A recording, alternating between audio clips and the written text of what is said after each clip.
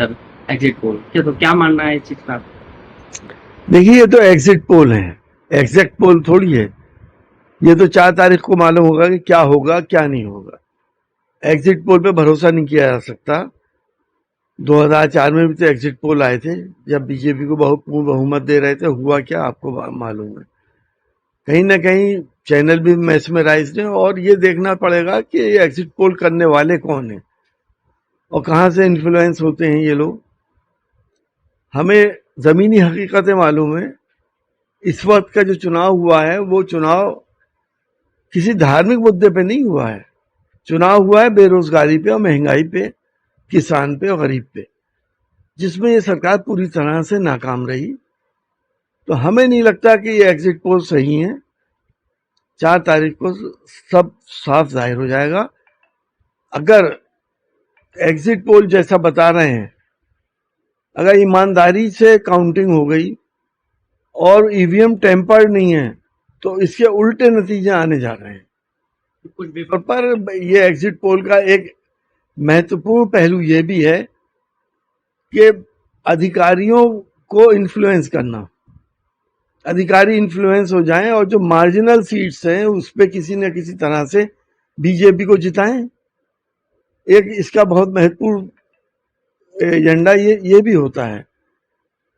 लेकिन अब अधिकारी भी इस बात को जान रहे हैं, क्योंकि जमीनी हकीकत उनके सामने है कि क्या होने जा रहा है। प्राइम मिनिस्टर कह रहे हैं इंडी गठबंधन मतदाताओं के साथ।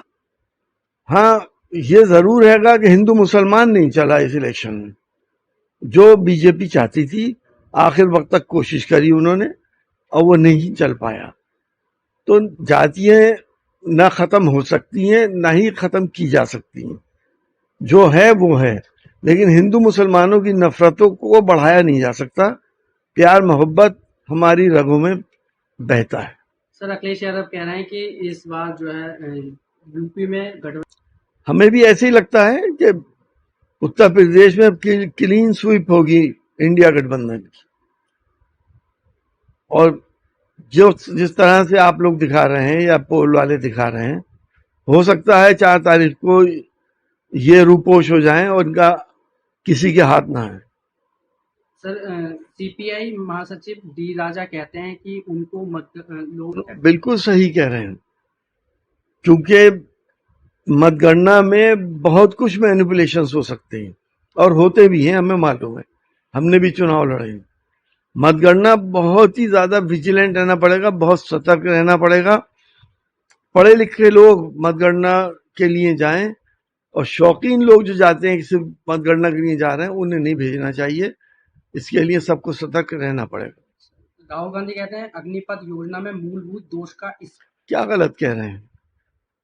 आपने नहीं देखा कि अग्निपथ की योजना में अगर वो जवान बॉर्डर पे शहीद हो गया तो शहीद का दर्जा नहीं दिया जाएगा, पेंशन नहीं दी जाएगी, उसको मूलभूत सुविधाएं जो मिलिट्री को मिलती है वो नहीं दी जाएंगी। ये तो आंखों में धूल झोंकने वाली बात है, हमारे नौजवानों का भविष्य खराब करने वाली बात है। उनको परमानेंट नौकरी मिलनी चाहिए सेना के अंदर, ताकि वो अपनी जिंदगी आसानी से गुजार सके। सर, लास्ट सवाल यह है कि मुरादाबाद में आपका लास्ट मोमेंट पर टिकट कट गया, इसके बावजूद भी अच्छा चुनाव रहा यहाँ का। अब सभी एग्जिट पोल्स में जो है सपा को बढ़त दिख रही है, यहाँ से इंडिया गठबंधन की प्रत्याशी रुचि वीरा यहाँ से जीतती नजर आ रही है। तो जाहिर है हमारा टिकट जरूर कटा, लेकिन हम उसूलों की राजनीति करते हैं। हमने किसी से वोट देने को मना थोड़ी करा है, हमने किसी को रोका तो नहीं था। हमने तो 2 दिन पहले लोगों से अपील कर दी थी कि गठबंधन को जिताएं और सांप्रदायिक शक्तियों को हराएं। अगर उन्हें हमें अगर उनको हराना ही होता तो हम तो इंडिपेंडेंट खड़े हो जाते, तो क्या जीत जाती। तो मुरादाबाद के जो आपके सपा के नेता या कार्यकर्ता, उनसे कुछ कहना चाहेंगे, क्योंकि 4 तारीख को मतगणना है, किस तरीके से उनको भी सचेत रहना है? उनको भी हम ये कहना चाहेंगे कि बहुत सचेत रह के मतगणना कराएं और इधर से उधर टहले नहीं। हर ईवीएम का पूरा रिकॉर्ड लें, और रिकॉर्ड लेने के बाद जो आरओ होगा उसको दें, ताकि कैलकुलेशंस में कोई कमी ना रह जाए।